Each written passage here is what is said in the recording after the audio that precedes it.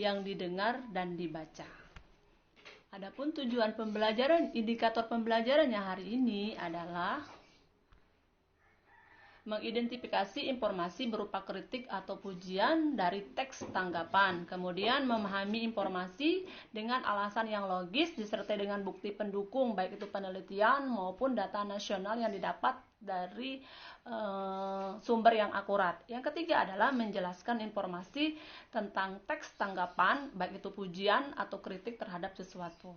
Nah, adapun tujuan pembelajaran kita adalah yang pertama, dapat mengidentifikasi kalimat kritik, kalimat pujian, atau kalimat sanggahan. Yang kedua, dapat memahami isi teks tanggapan. Yang ketiga, dapat menjelaskan informasi dari teks tanggapan. Nah, itulah tujuan pembelajaran kita hari ini.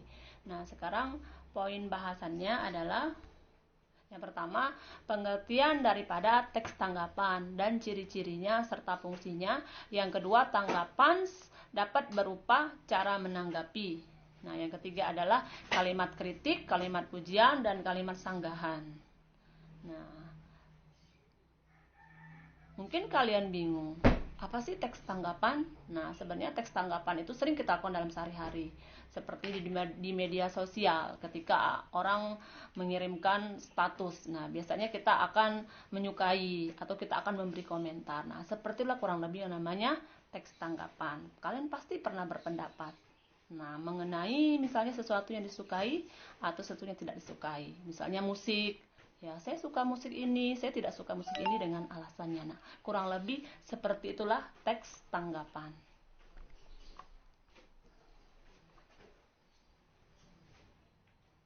Nah, teks tanggapan pengertiannya adalah teks yang di dalamnya berisi pendapat berupa saran atau kritik sebagai ungkapan persetujuan maupun rasa tidak setuju terhadap suatu hal atau karya.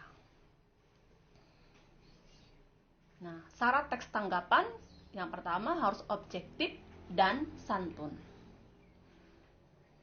Apa objektif? Objektif itu artinya kalian menanggapinya harus berdasarkan sesungguhnya, harus fakta, harus nyata, tidak boleh imajinasi. Nah, yang kedua, teks tanggapan ketika menanggapinya kita harus santun, artinya menyampaikannya tentunya dengan hal yang harus berdampak positif. Nah, fungsi teks tanggapan dalam kehidupan sehari-hari itu sangat banyak. Yang pertama, menemukan hal positif. Dengan menemukan hal positif, maka kita bisa mengapresiasi untuk memotivasi sesuatu agar lebih maju.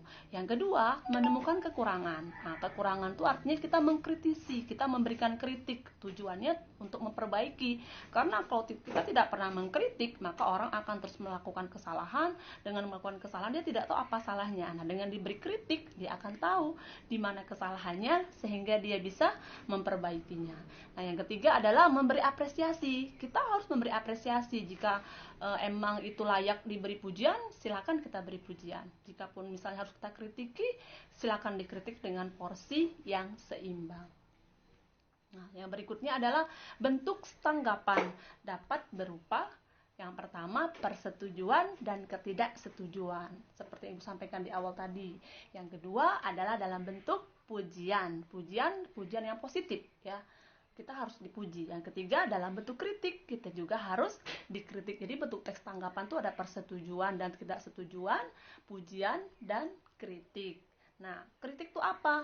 Kritik itu adalah biasanya berupa komentar tentang baik buruknya suatu objek setelah dilihat atau dianalisis objek tersebut. Misalnya, lukisan itu sudah bagus, namun bentuknya masih kurang profesional. Nah, itu adalah kalimat kritik. Berikutnya, yang termasuk pujian.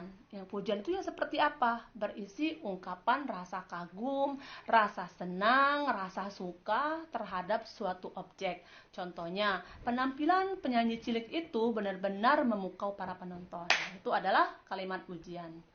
Nah, berikutnya persetujuan. Persetujuan itu berisi pernyataan yang mendukung pendapat seseorang tentang suatu permasalahan.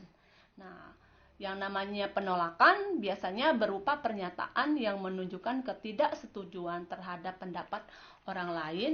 Pendapat itu disampaikan benar-benar tidak diterima. Nah, sanggahan, apa sanggahan?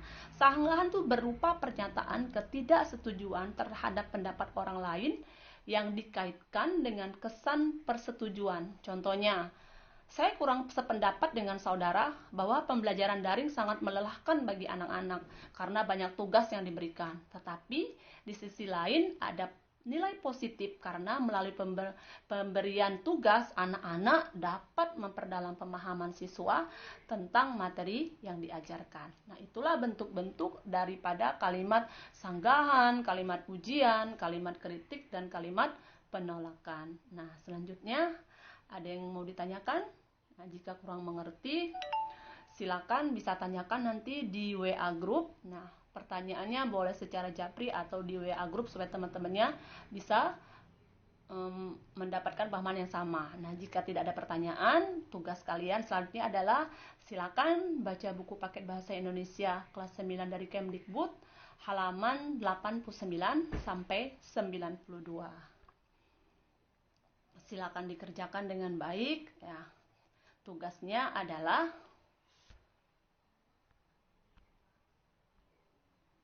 ya, karya apa yang ditanggapi. Nanti ada bacaan, ada 2 bacaan, satunya tentang lukisan, satunya lagi tentang karya sastra. Ya, ada di halaman 89 sampai 90 buku paket bahasa Indonesia. Karya apa yang ditanggapi, bagaimana bentuk tanggapan dan tulisannya.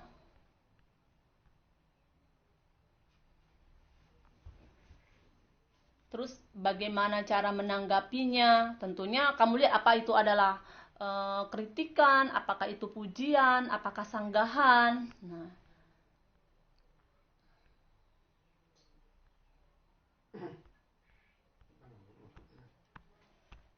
yang berikutnya, siapa yang menanggapinya? Biasanya siapa yang menanggapi adalah kalian tinggal baca teksnya. Siapa yang menanggapi teks tersebut? Nah, anak-anak selamat bekerja. Usahakan bekerja sendiri, baca dengan baik teksnya. Budayakan membaca. Bacalah minimal teksnya 3 kali biar paham. Ya. Selamat bekerja anak-anak. Semoga materi yang Ibu sampaikan hari ini bermanfaat. Kita bertemu lagi pada pembelajaran bahasa Indonesia di kesempatan berikutnya. Wassalamualaikum warahmatullahi wabarakatuh.